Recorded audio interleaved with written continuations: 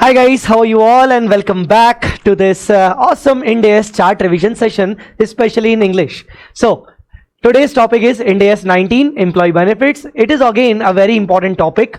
First of all, let me tell you that while discussing this topic, I will refer some important questions also, because to discuss some important concepts from this chart book, I have to refer some questions. Now, questions from which material? Basically, the material is top 164 important questions PDF list. So make sure you have this PDF. If you don't have the PDF, see the description, and in the description box you will get the PDF notes of this all topics important 164 questions. All right, so okay, let's start. So we are discussing INDAS 19 employee benefits. Guys, first of all, let me tell you one thing. Overall, this has the liability image. Basically, this INDAS 19 has some liability image. See, some of the standards are having asset images. Some of the standards are having special INDAS images. So this INDAS is one of the liability based INDAS. Technically, employer who is giving salary or other employee benefits to his employees has to book the liability towards employee cost. Okay, because the employee has rendered the services. So this is technically the liability based INDAS, but yes, of course, there is some asset also which is involved in this INDAS.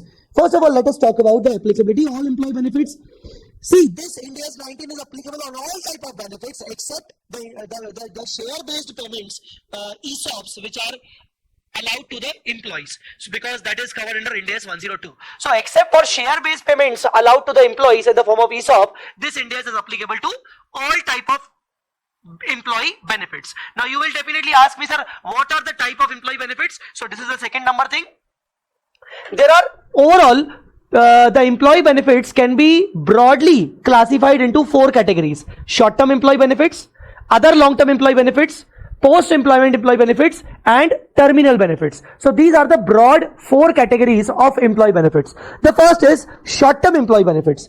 Now, short-term employee benefits means which are payable within 1 year, which are payable within 12 months of the date of service or of the balance sheet date. So these are the salaries, incentives, bonus, allowances, overtime expenditure, and all these.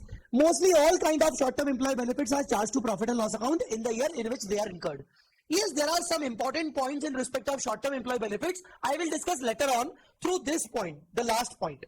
Okay, so this short-term employee benefits is not much important. Okay, only one thing is important, that is short-term compensated absence. I will discuss it later on. The second and third, these two are common. Like other long-term employee benefits, these are long-term, and post-employment employee benefits, these are also long-term. Technically, post-employment employee benefits means the employee benefits which are payable to the employee after the retirement. So technically, it becomes a long-term because the employee will retire after so many years. And other long-term employee benefits are also long-term. But other long-term employee benefits are not payable at retirement. It is payable during the service.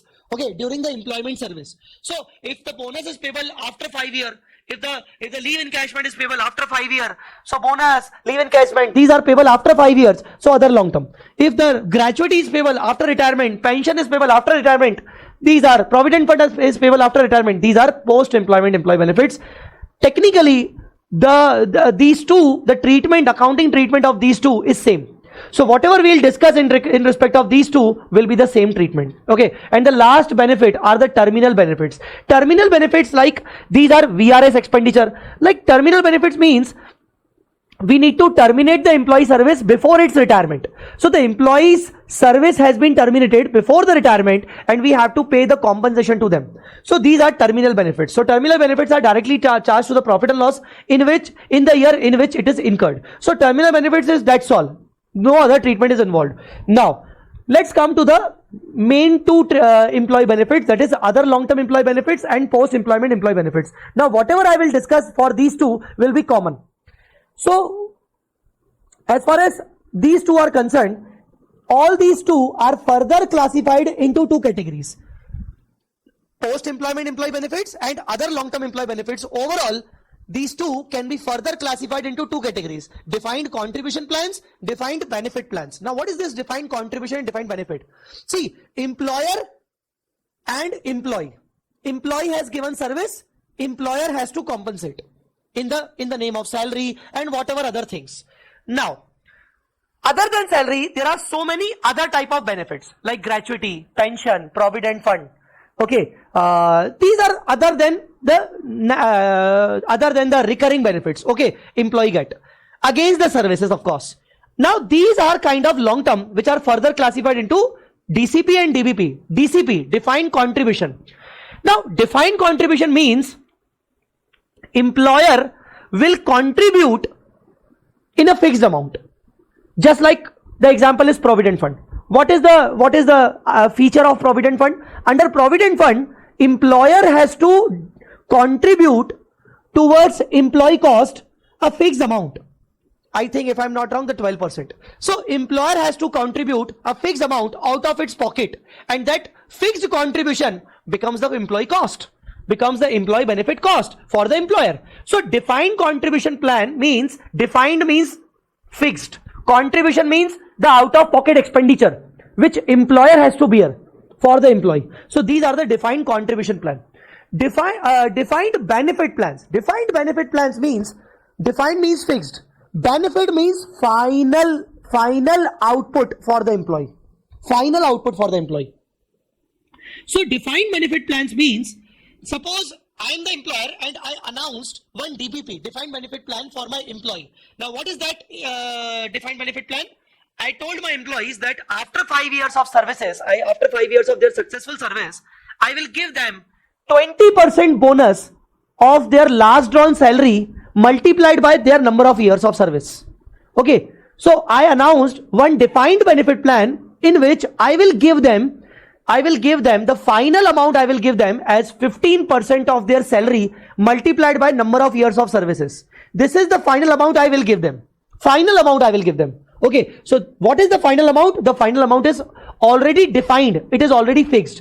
So there are two concepts. Basically, one concept is I am contributing to the employee out of my pocket, and the accumulation of such contribution, the final accumulation of such contribution will be the benefit. So I decided to contribute every year 50, 50, 50, 50. So at the time of retirement, 50 along with the interest will be accumulated, and that accumulated amount will be called as benefit. Now, under defined contribution plan, employer has no concern about what the final benefit will be. Employer has concern about the contribution amount only. Contribution amount, how much amount I need to contribute. But here in the defined benefit plan, employer is concerned about the final benefit for which employee will be entitled. Okay, so under defined benefit plan, the final benefit of overall contributions, what will be the final benefit of overall contribution? That is also already fixed. Okay, so let us understand the difference. Defined contribution plan, employer's contribution is fixed. Here employer contribution may not be fixed. See, in this defined benefit, the final benefit is fixed. So to provide that benefit, how much amount I should contribute today, in this year, in the next year, in the next year, it is not fixed. Maybe I need to contribute more in the first year and less in the second year. But under defined contribution plan, the amount of contribution is fixed. Actuarial and investment risk is on the employee. Actuarial and investment risk is on the employer. Now what is this actuarial and investment risk? Basically, actuarial risk, investment risk means I am here, employer says, I am here just to make the contribution. Now what will be the overall benefit? That is your concern. Your matlab employee's concern. That is not my concern. Okay, so that is your concern only. What will be the final benefit? Whether the benefit will be better or worse, it is your concern. So entire risk is on you. But here in defined benefit plan, the risk is on me because I have already defined the final amount of benefit. So to provide that final amount of benefit, sometimes I need to pay more. So the risk is on the employer. Actuarial assumptions are not required. Under defined contribution plans, the actuaries assumptions are not required. In defined benefit plans, the actuaries assumptions are required. Entire contribution expense is charged to profit and loss. Whenever the employer contributes any amount under defined contribution plan, just like PF, employer has to charge it to the P&L. But under defined benefit plan, we need to apply the projected unit credit method. We need to apply this method, projected unit credit method. Now, frankly speaking, the accounting of defined contribution plan is not so much important because it is right, like whatever the amount contributed we have for the employee, it is our expense. But the main important accounting is for defined benefit plan, which is discussed under projected unit credit method, and that is important actually, and based on that the question may be asked. So we'll discuss the projected unit credit method accounting of defined benefit plan in this point number 4 as well as point number 5 also. So in the point number 4 we'll discuss the accounting for defined benefit plan. So under accounting for DBP, now accounting for DBP defined benefit plans, you have to record two most important things. One is the liability in the name of defined benefit obligation, and one the asset in the name of plan asset. Now first of all, before continuing further, first of all please understand why we are creating this liability and creating this asset. First of all, liability. Why we are creating liability? Frankly speaking, if you are my employee and you have already given me the service, suppose I told you that I will give you after 5 years, I will give you the long-term bonus. Okay, after 5 years, I will give you long-term bonus. So from today onwards, after 5 years, I will give you bonus. And suppose the estimated amount of bonus will be 1 crore, will be 1 CR. Okay, now out of that 5 years, 1 year service has been given to me. Now you have given me 1 year service. So frankly speaking, out of 5 year service, you have given me 1 year service. So technically the proportionate amount of bonus has been accrued.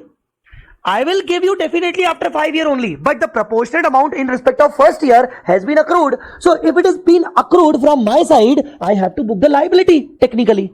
Understood or not? So why I am creating liability? Because you are giving me first year service, then the proportionate amount of the final bonus amount I have to book as a liability. Again, the second year is over, you have given me the service, I have to book the second year's liability, third year liability, fourth year liability, fifth year liability, and after fifth year I will pay you. So why I am creating liability? Because you are giving me the service, that is the amount has been accrued.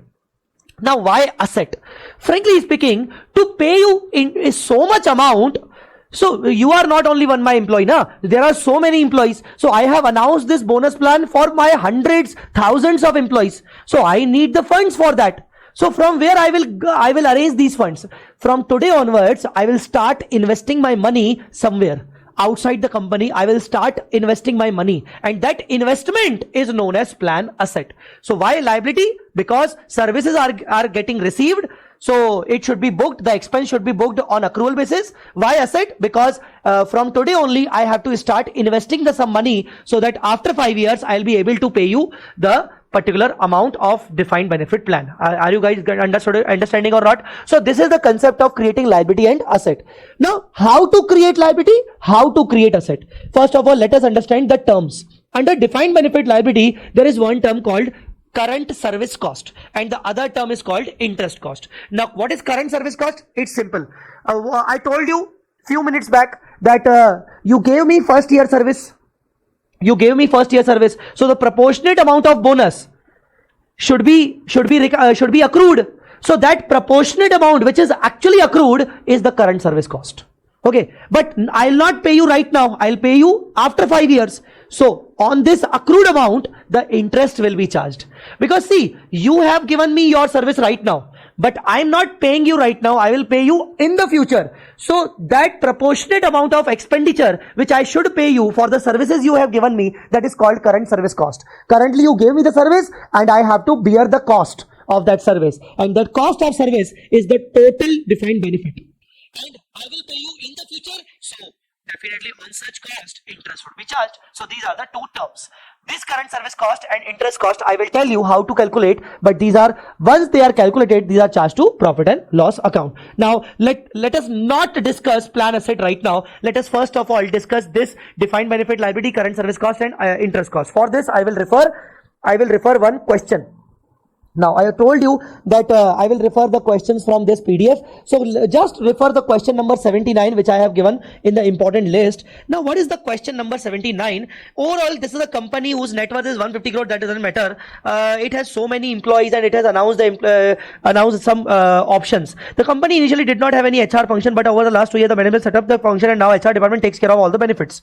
Okay. One of the employee benefit involves, now this is one of the employee benefit involves a lump sum payment to employee on the termination of service. Lump sum payment to employee on the termination of service. That means it is a post-employment employee benefit, and that is equal to 1% of the final salary for each year of service. Now, how much benefit we are going to provide? 1% of the final salary. This is called DBP. The benefit, the final amount of benefit which is payable to the employee is already fixed. It is defined. 1% of the salary. Now, for defined benefit plan, we need actuarial assumptions, because once the service will get over, how much the salary will be in the future, these all are assumptions, and actuary will give us the assumption. Consider the salary in year 1 is 10,000 average and is assumed to increase at 7% every year. Now, this 7% is given by actuary. Okay. Taking a discount rate, 10% discount rate is a only factor we need. So 10% is the discount rate which is given by actuary. Okay. Now, it asks us to calculate the total defined benefit. Now please try to understand. Technically, what was the salary? Salary is 10,000. Okay. And how many number of years of service are there? Number of services or number of years of service are there? Yes. Taking a discount rate, okay, being the benefit and the obligation in respect of this benefit for an employee who is expected to leave at the end of 5 years. So expect to leave at the end of 5 years. So I have to calculate for 5 years. So 10,000 in the first year, the salary is 10,000 in the first year. The second year it would be 10,000 plus 7%. That means 10,700. The third year would be 11,235. Then 796.75 plus 7%, and then the final salary will be 12,622 or 623. So this is the final salary. Technically, after all increments, this will be the final salary. And of this salary, employee will get 1% for 5 years for each year of service. See, 1% for each year of service. So do this: 12623 into 1%. Into 1% into 5. So in totality, the defined benefit plan this is 631. It is expected benefit to be paid. This is the final amount of benefit to be paid after 5 years. Understood or not? 631. Final salary, 1% into 5 years of service. 631. This is the expected benefit to be paid. Now, what you will do? You will do 631 whole divided by 5, because there are 5 years of service. The every year is 631 divided by 5. The every year becomes 126. Are you guys understanding or not? Huh? Let me check. 10,000 plus 7% plus 7% plus 7% plus 7%. Oh, I did wrong, I think.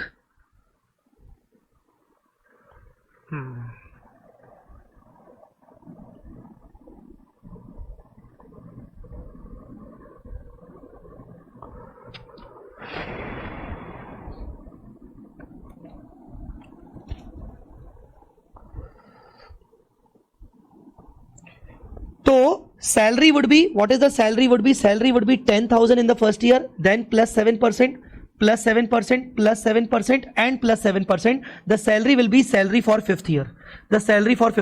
What will be the final salary? That 1% of the final salary will be counted. So 10,000 plus 7%, plus 7%, plus 7%, plus 7%. It is 13,108. So the final salary will be this. Into 1% will be the benefit for each year of service. The benefit will be paid for each year of service of 5 years. So overall, the expected benefit would be 655. The expected benefit would be 655 for 5 years. So can you please tell me the expected benefit per year? Expected benefit per year. 655 divided by 5. So it is 131. 131 is the expected benefit per year. Now, how to calculate current service cost? CSC, current service cost. 1 year, 2nd year, 3rd year, 4th year, 5th year. 131.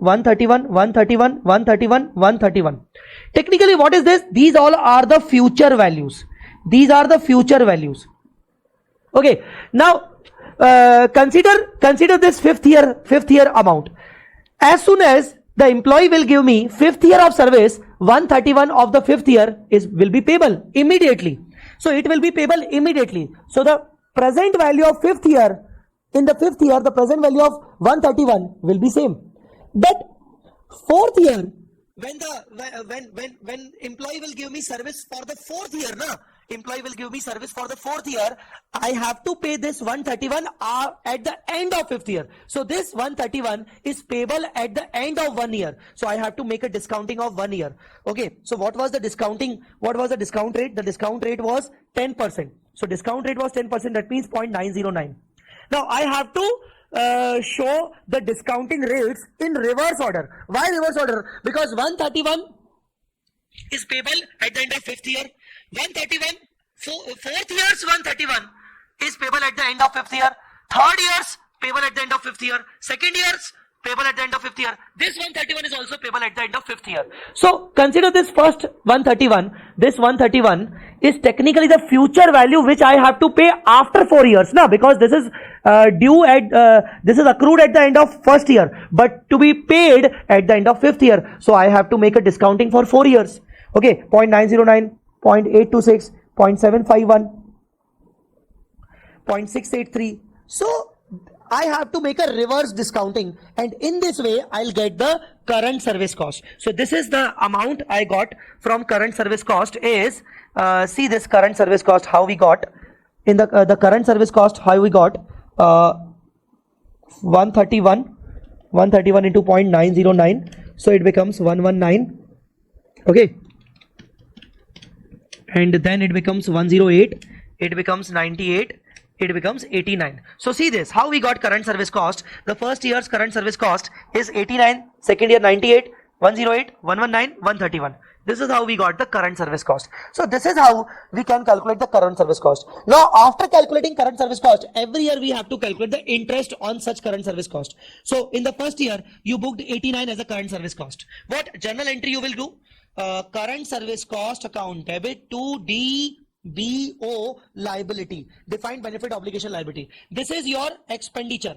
This is your employee benefit expenditure, and this is the liability which you are not paying right now. You will pay after 4 years, after 3 years, after 2 years, and so on. So this is how we used to create the current service cost. And by creating current service cost, from the next year onwards, we create the interest cost also, because this 89 will become the closing balance. In the second year, it becomes the opening balance, and on opening balance, we'll calculate the 10% interest cost of 9.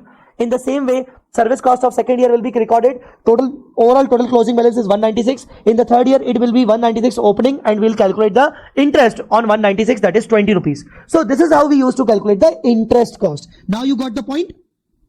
So look at this, how to calculate the following items. Current service cost. So current service cost, discounted value of estimated annual benefits. What was the annual benefit? These were the annual benefits. These were the annual benefits.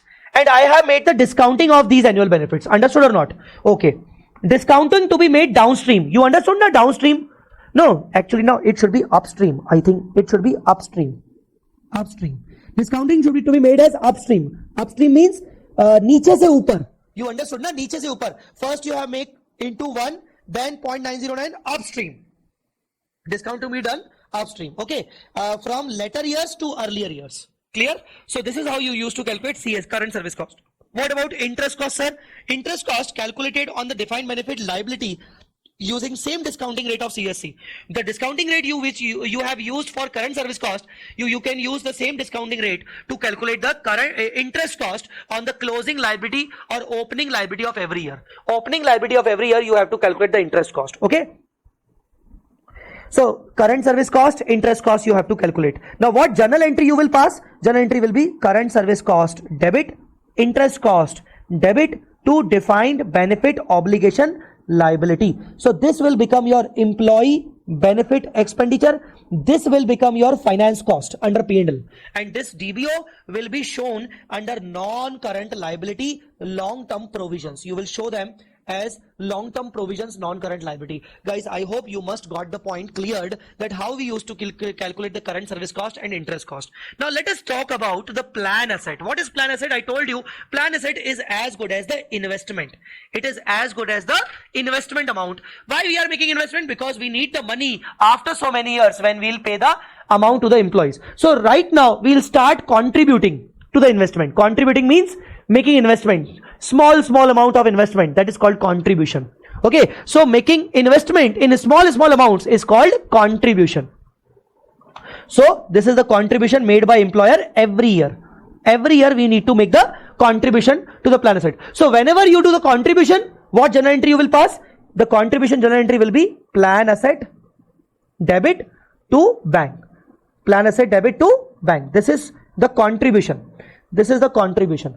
Okay, and the second one is on such contributions, that means on such investment amount, you will earn the finance income.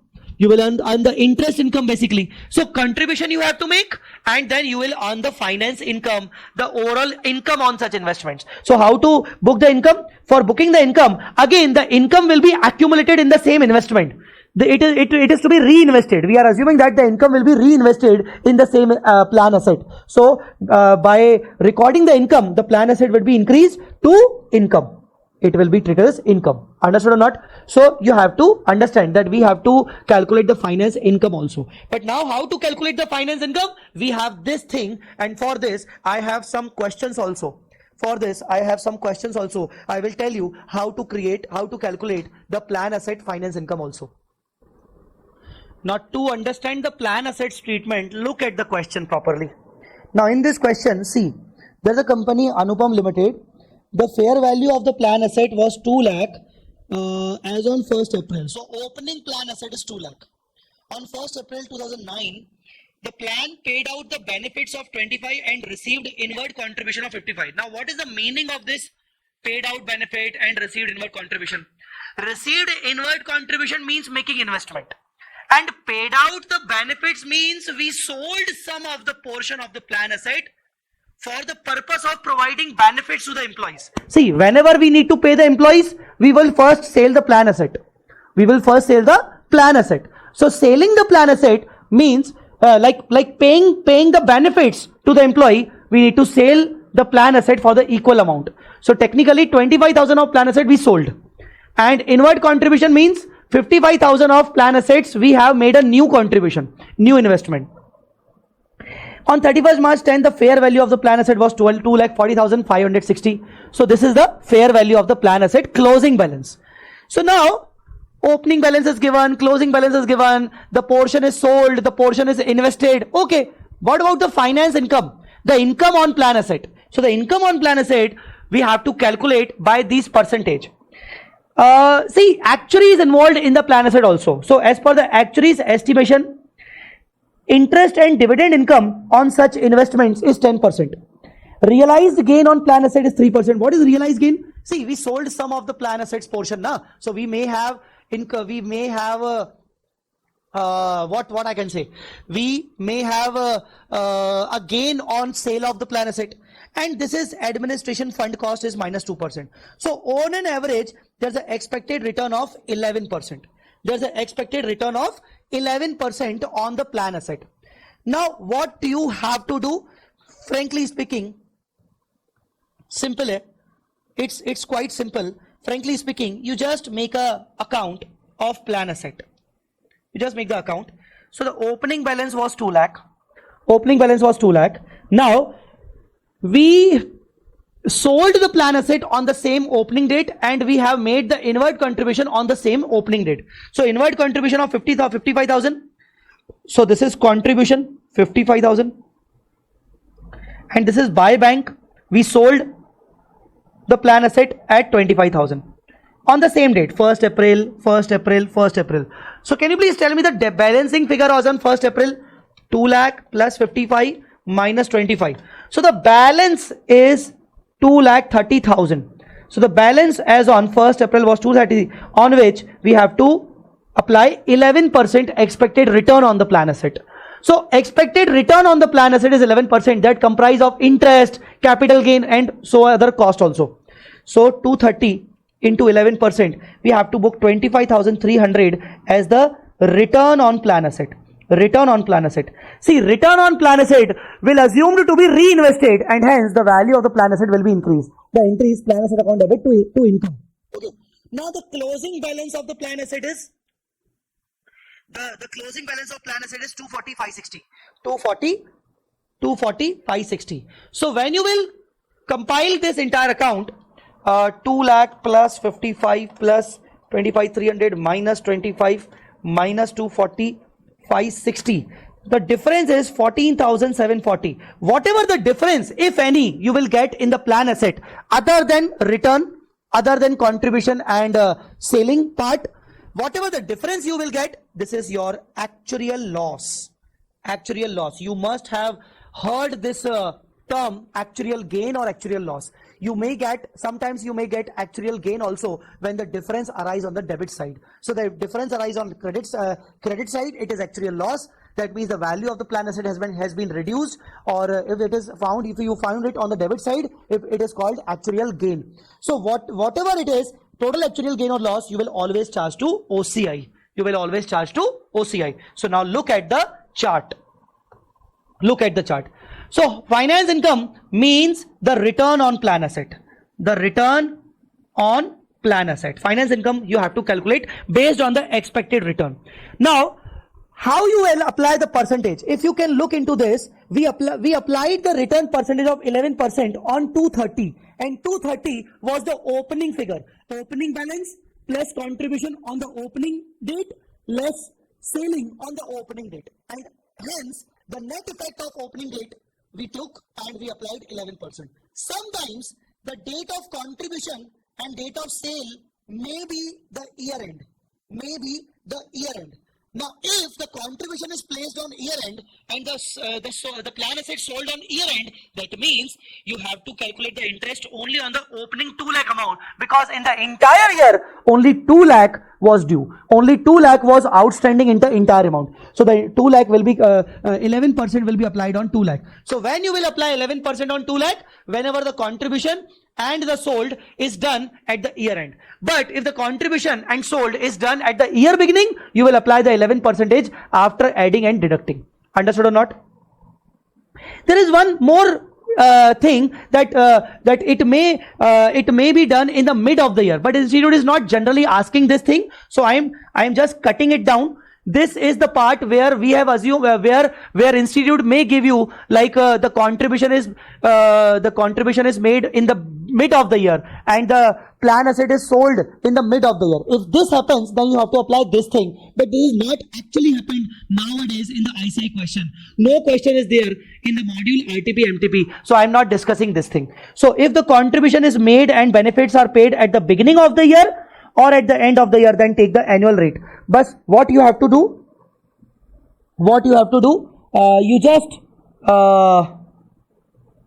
you just understand that rate to be applied on opening balance or rate to be applied on opening balance plus contribution minus benefits. It depends now. Whenever when you apply opening rate on opening balance, when the contribution and benefits are paid at the end of the year, at beginning. Okay, and if you are paying them at beginning, then apply the rate on the opening balance. So this is how you use to calculate the income portion. Guys, are you understanding or not? So if you got any difference in this plan asset account, the actuarial gain or loss will be transferred to OCI. Okay, all right. Now what is the other thing? Remeasurement. What is that remeasurement? Remeasurement. Defined benefit obligation and plan asset. First of all, plan asset. Plan asset shall be measured at fair value at each balance sheet date. Whenever you want to measure the plan asset at balance sheet date, measure them at closing balance. Okay, closing balance of fair value. The closing balance should be fair value. And once you measure at fair value, if there is any difference arise, that difference is known as actuarial gain or loss, and you transfer it to OCI. In the same way, you have to remeasure the defined benefit obligation also. You have to remeasure the defined benefit obligation also.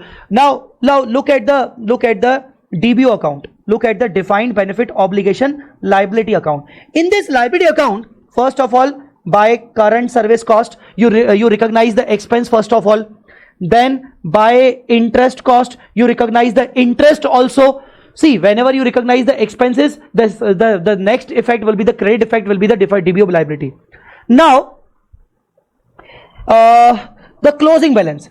Closing balance must be at fair value. So whatever the fair value you have to record, if in this account, if you find any difference, the difference will be treated as actuarial gain or loss. And same, the actuarial gain or loss shall be transferred to OCI. Now, whatever the actuarial gain or loss you found in remeasurement of plan asset and defined benefit obligation, you have to reclassify. You cannot reclassify such OCI to the P&L. It will never be reclassified to P&L. Even understood or not? So every time you transfer the actuarial gain or loss on defined benefit obligation and plan asset to OCI, and it will not be reclassified to P&L. Guys, have you understood or not? Now, what is this service cost? Past service cost. Past service cost arises when there is a retrospective amendment in the plan. Example. Earlier, I announced to give you 1% of the final salary, that is the benefit. I announced the benefit as 1% of the final salary after 10 years. Okay, that was announced 3 years back. Now 3 years has been done. Now the remaining years are 7 years only. Now I'm amending the plan. I'm revising the plan. Now instead of 1%, I will give you 2%. That means I'm giving you more benefit. So if I will give you more benefit, I have to record more cost. I have to record more expenses. So I have to record more expense to give you more benefit. Are you guys understanding or not? So in the last 3 years, what I have done? I have recorded expenditure based on 1% only. But now I announced 2%. So I actually should have recognized the 2% expenses in the last 3 years also. So the additional benefit which I should recognize retrospectively is known as past service cost. So past service cost means the additional amount of benefit that belongs to the past years but could not be recognized in the past year because we have made the modification today only. So that is called past service cost. Now what you will do with the past service cost? Past service cost is entirely treated as the expense today. So what is the journal entry you will do? Past service cost debit to defined benefit obligation liability. So past service cost also you have to book as a liability. Guys, are you guys understanding or not? So you have to book the past service cost as a liability. Okay, simple. Now the curtailment and settlement. What is this curtailment and settlement? Curtailment and settlement means it is just the reversal of past service cost. Under past service cost, we have made some modifications in the favor of employee where we have to book extra cost. But under curtailment and settlement, we are reducing the benefits or we are cancelling the plan. We are cancelling the defined benefit plan. So if we are cancelling the defined benefit plan, the liability will be reduced. Of course, the liability will be reduced. Now please try to understand. Suppose I have three different segments, or I have three different units. Unit 1, Unit 2, Unit 3. In all these three units, I have some employees. In Unit 1, I have 50 employees. Unit 2, 50 employees. Unit 3, 50 employees. Now I'm shutting down my Unit 3. I'm discontinuing my Unit 3 business. So by shutting down my Unit 3 business, I have cancelled the defined benefit plan for my Unit 3 employees. So I want to cancel the defined benefit plan for my Unit 3 employees. But I am expecting that my Unit 3 employees will ask me the compensation in cash because I am cancelling their plan. So I am expecting that by shutting down the unit, by cancelling their defined benefit plan, they will ask me the compensation. So under curtailment and settlement, curtailment means reducing the obligation. And settlement means giving them compensation. So curtailment means reducing the benefits, either cancelling or reducing. And settlement means giving compensation to employees. So it's quite simple. If I'm cancelling or reducing the benefit, the liability will be reversed. It means debited. Till now, I have created the liability. DBO created. But now, because of curtailment, the DBO liability will be debited. Now, whether I am paying any compensation, yes, then to bank account. And whatever the gain I achieve, that is called gain on curtailment, and such gain on curtailment will be transferred to P&L. Guys, are you understanding or not? So that is called curtailment and settlement. Now I hope you must got the point. So overall, if I give you full summary, P&L, OCI. Under OCI, you will charge actuarial gain or loss on DBO and actuarial gain loss on plan assets. Under P&L, there is one employee benefit expense head, and under this head you will charge current service cost, past service cost, current service cost, past service cost, and gain on curtailment. There is one more heading, that is finance cost, and under finance cost you will charge interest cost minus return on plan asset, return on plan asset, deducted by return on plan asset. So in this way you have to record all these expenses. Understood or not? And one more thing I should write, that under balance sheet, under non-current liability, you will record defined benefit obligation liability minus plan asset. Yes, the plan asset need not be shown separately in the balance sheet. It is to be deducted from the DBO, and then finally it is called net liability. Sir, it may be net asset also? Yes, it may be net asset. If it is net asset, then you can show it on non-current asset. Okay, so in this way you book these expenses, incomes in different places, and assets on presentation of asset liabilities in the balance sheet. Now the last but not least, short-term employee benefits. See, in short-term employee benefits there are so many type of short-term employee benefits like salary, incentives, bonus and all. But here we are understanding these two only: short-term compensated absence and the profit sharing and bonus plan. See, what is profit sharing and bonus plan? Employee may be entitled in the profit part of the company or in the form of bonus also. So recognize the expense and not the distribution of profit. Suppose you allow to your employee, one of the key managerial employee, that he will get 5% of the net profit. Okay, now whatever the 5% will be, that is expense, not the distribution of profit, because employee is not the shareholder. Okay, so whatever the amount of profit you are distributing to the employee, it is expense only, it is not the dividend. And you will recognize this in the P&L when there is a constructive or legal obligation to pay and it is reliably estimated that it can be made. So there are two things: you recognize the expense only when there is a constructive or legal obligation, as well as when you can reliably estimate such expenditure. Now this is quite important. Short-term compensated absences. This is all about leave encashments, leaves. See, every employee or in the corporate world, employees are given the leaves. Leaves means basically the holidays. These are the holidays without deducting any payment, without deducting any salary. Okay. So to be very frank, if the employee is allowed some of the leaves and he can take some of the leaves, his salary will not be deducted. It is called short-term compensated absence. Now suppose I have been given 30 holidays, 30 extra leaves other than Sundays in a year. Now if I'm taking these leaves, my salary won't be deducted. But suppose I have not availed all 30 leaves in a year.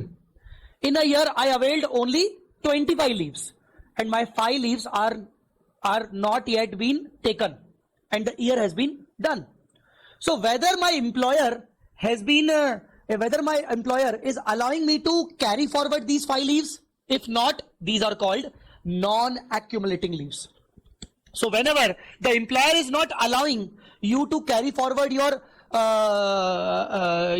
leaves, allowed leaves, it is called non-accumulating leaves. So technically my employee has worked 5 days more in a year because I have given him 30 days as a leave and he took only 25 leaves. So he has worked for 5 days more, but I'm not compensating him because I'm not allowing him to carry forward those 5 extra leaves in the next year. So no accounting treatment for such case. But if for those 5 leaves he worked extra in my company, if suppose I'm giving the benefit for those 5 extra days he worked in my company, suppose I'm going to give the benefit to my employee. Now the benefit can be given in 2 types. First, I will pay him extra salary for those 5 days. That means the cash benefit. That is called accumulating wasted benefits. That is the cash compensation. You have been allowed 30 leaves in a year. you took for 25 leaves. You took actually 25 leaves. Now the 5 are unused leaves. So for unused leaves, I will give you cash compensation. So if this is the case, I have to book extra 5 days expense in my books of accounts as a provision, because obviously you will ask me for the cash. Now the second type is, I will not give you the cash benefit for those 5 leaves, 5 unused leaves. I allowed you to carry forward these 5 unused leaves in the next year. Technically in the next year you will again get 30 leaves, and these 5 will be carry forward. So in all, now in the next year you can take 35 leaves. So I'm giving you the benefit of carry forwarding the leaves. In that case, now in the next year you can take 35 holidays, 35 leaves, and I'll not deduct your salary. But how can I be sure that you will take all those 5 leaves extra in the next year? Maybe you will not take once again. So I will create the expense this time based on the estimation I will get. Make the provision for estimated leaves carry forward and to be used in the next period. Okay, I'll tell you one question on this. We have a question on this. Okay, see, this is the question. Mr. Niranjan is working for Infotech Limited. His annual salary is 30 lakh. Number of working days 300 hours. Leaves allowed to Mr. Niranjan in the year is 10 days. Mr. Niranjan took 7 days leaves in the first year. So his unused leaves are 3 days, and he is allowed to carry forward these 3 days leaves in the next year. So technically in the next year, Mr. Niranjan has 10 allowed and 3 carry forward, overall 13 days. Okay, so in the next year, he has taken all 13 days leaves. Based on the past experience, Infotech assumes that Niranjan will avail the unutilized leaves of 3 days of 10-11 in 11-12. This is the important line. Based on this line, I will create the extra expense in the first year. So see, my first year's employee benefit expense is not only 30 lakh, it should be 30 lakh plus 3 days extra, because 3 days Niranjan worked for me in my company in this year. So I will recognize 30 lakh divided by 300 days average. So that is 10,000. So 10,000 into 3. I will recognize 30,000 rupees as extra salary in the first year. So I will recognize 3,30,000. Okay, because Niranjan worked for me in the current year. Niranjan worked for me 3 days extra. So I have to book extra expenditure of 30,000 rupees, because it is a matching principle. He gave me the service. I have to record the expenditure. Now it is written that Niranjan will avail all 3 unutilized leaves in the next year. So in the next year, yes, it happened, and I have to book just 29,70,000 in the next year only, because in the next year Niranjan gave me services lesser than 3 years. Because Niranjan took 13 days of leave in the next year, so technically in the first year I got higher services from Niranjan as compared to the next year. So in the first year my expense should be higher as compared to the next year. So in the next year I will not recognize, I will recognize only 29,70,000. So look, what is the entry? Employee benefit expense of first year 30,30,000, but I actually paid 30 lakh only, and the remaining is provision for leave encashment 30,000.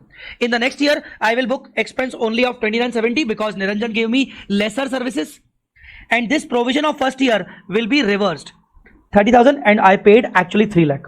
Suppose question says Mr. Niranjan will avail 2 days leaves. Suppose 2 days leaves. Then in the first year only, I will book only extra 20,000 based on 2 extra days. Yes, Niranjan took 3 days. Niranjan took only 7 days of holiday, and the 3 days are unutilized and to be carry forward in the next year. But I know that out of these 3 days, one day will be lapsed, and Niranjan will be able to take only 2 days. Will be able to utilize only 2 days only. So I will book the expenditure based on 2 days only in the current year. Even though I got the service of 3 days, but I will book the 2 days expenditure only, because I'm expecting that Niranjan will not avail the full 3 days. Are you guys understanding or not? And hence I told you that make the provision as per the estimated lease carry forward and to be used in the next period. Per day salary into number of leaves to be utilized. So in this way you can book the short-term compensated absences. Now guys, these are the most important questions which you should do by yourself in some of the question there are some QR codes also. There is a QR code. That QR code means I have discussed this question, and when you will scan this QR code, you will get the entire video on this question. If you want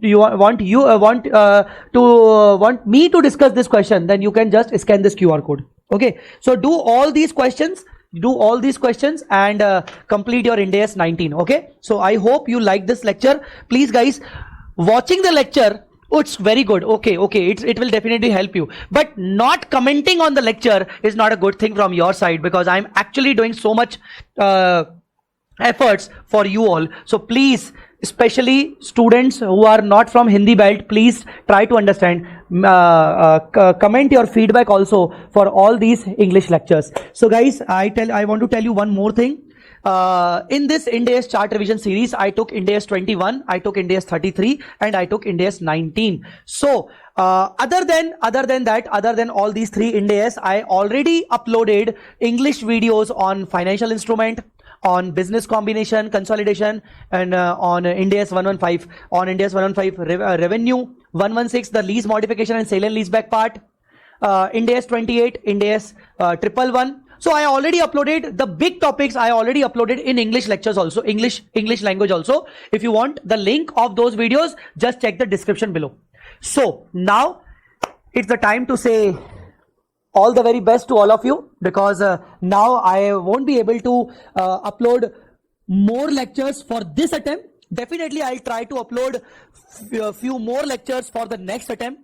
Okay, so for this attempt, I hope that you like the entire journey of these chart revision lectures. Along with that, if you haven't watched my FR exemption series, which is an English language which covers business combination, consolidation, joint venture, associate, INDAS 115, 116, please watch it, and in the description you will get the YouTube link, playlist link for that.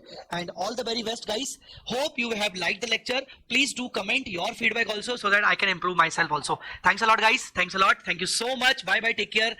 God bless you. Jai Mata Di. Allah Hafiz.